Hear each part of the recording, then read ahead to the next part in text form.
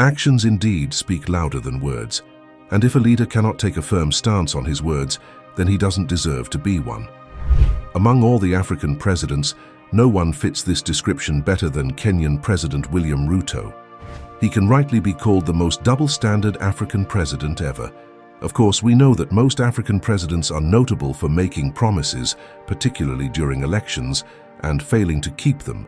But President Ruto's case is different because everybody thought he was a champion for the African cause on the global stage. This man received standing ovations for his fiery speeches at different summits, which touched the hearts of Africans and made them believe that Africa now has a new brand of courageous leaders. President Ruto's speeches branded him as a true Pan-African leader, and some people even called him a Muammar Gaddafi in the making. However, as time passed, President Ruto began to show his true colors. His actions totally contradicted his words, revealing that he is nothing but a Western puppet and shouldn't be taken seriously. All his previous speeches have begun to blow up in his face because his recent actions are in direct contrast to them. For instance, during a summit, President Ruto spoke so convincingly about the Africa Continental Free Trade Area and the need for African leaders to work together so that it would be a reality. However, a few months after this same president went ahead to sign the Economic Partnership Agreement with the European Union, which is in direct contravention of the AfCFTA agreement. So, instead of African countries opening up their borders to each other for free trade between countries, thereby promoting African integration, African countries have to open their borders for Europe, encouraging increasing imports of European goods. Imagine that.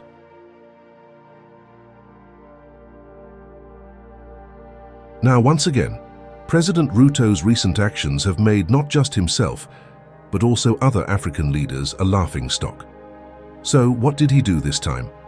In 2023, during the Mo Ibrahim Summit, President Ruto lashed out at the West for treating African leaders like schoolchildren. He stated that whenever there is a US-Africa Summit or Europe-Africa Summit, it is humiliating and disrespectful for 54 African leaders to be the ones who have to travel to the host country and listen to the president. Then, at the end of the day, all the African presidents will be gathered together to take pictures with the president of the host country. This scenario rightly describes how schoolchildren are treated, and hence President Ruto said that African leaders will no longer be treated like schoolchildren. He then announced that the decision that we have made as African Union is that going forward, if there is going to be a discussion between Africa and any other country, we are going to be represented by the chair, vice chair, and the chair of the representatives, and we have 5 representatives that should be sufficient. President Ruto also added that a meeting of 6 or 7 should be able to represent Africa, and that is the position I am taking as the President of Kenya. For any other meeting that we are going to have, with all this request, we have a meeting between Africa and one other country. We respect the sovereignty of other. In essence, President Ruto said would not attend any summit organized by a foreign country. Guess what? It was at this meeting that President Ruto received a standing ovation because it seemed like he was defending Africa against Western paternalistic attitudes. When the Russian-Africa Summit was held in July, President Ruto was one of the African presidents who did not attend the summit, and everybody thought that the president was truly a man of his word. However, on Monday, 29th of January 2024, President Ruto forgot the decision he made last year not to attend any summit organized by foreign countries and attended the Italy-Africa Summit held in Rome. He joined 24 African leaders in queuing to greet Italian Premier Giorgia Meloni with a big smile on his face, and when it was time to take pictures, Ruto stood just steps away from both the AU chair, Azali Assoumani, and the AU Commission boss, Moussa Faki, during the family photo. What a shame. It's just obvious that President Ruto didn't attend the Russia summit because he wanted to keep his word. He did so because he wanted to show himself as a dependable ally of the West, which is what the West has begun to call him.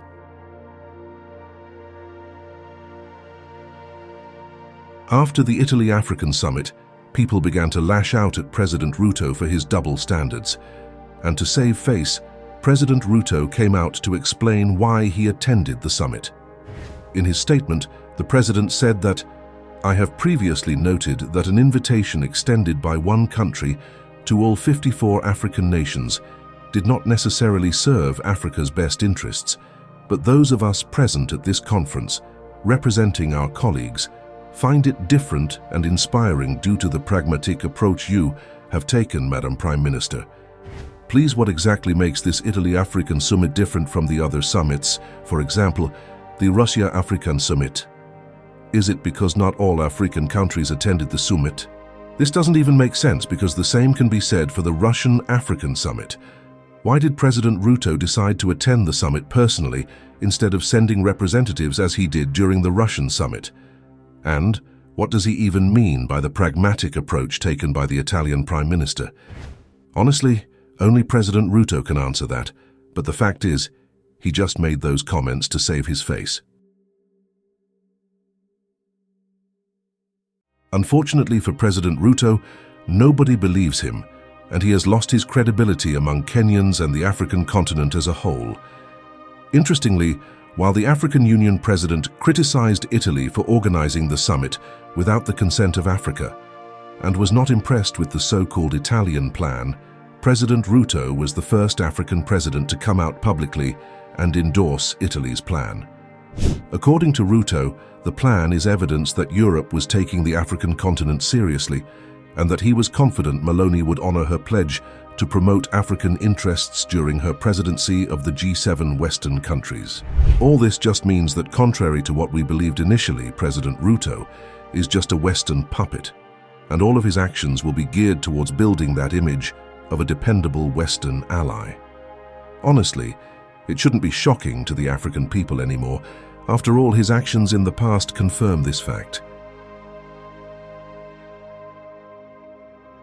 For instance, during the 78th session of the United Nations General Assembly, President Joe Biden asked for help to restore order to Haiti, a black country that is destabilized today because of the interference of the USA. Guess who was the first to offer assistance? It was none other than President Ruto. He promised to send 1,000 Kenyan soldiers to aid the United States in further destabilizing Haiti, yet he has always said that the Pan-African November is all about defending sovereignty. During the same meeting, William Ruto pledged to support Ukraine in its fight against Russia, and hence we can see why he didn't attend the Russian summit.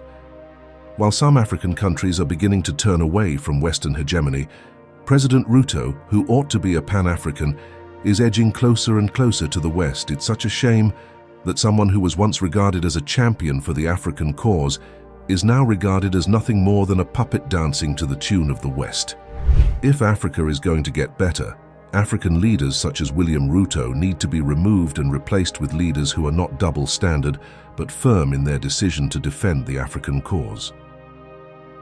What are your thoughts? Let us know in the comment section below. Don't forget to like, subscribe, and share this video.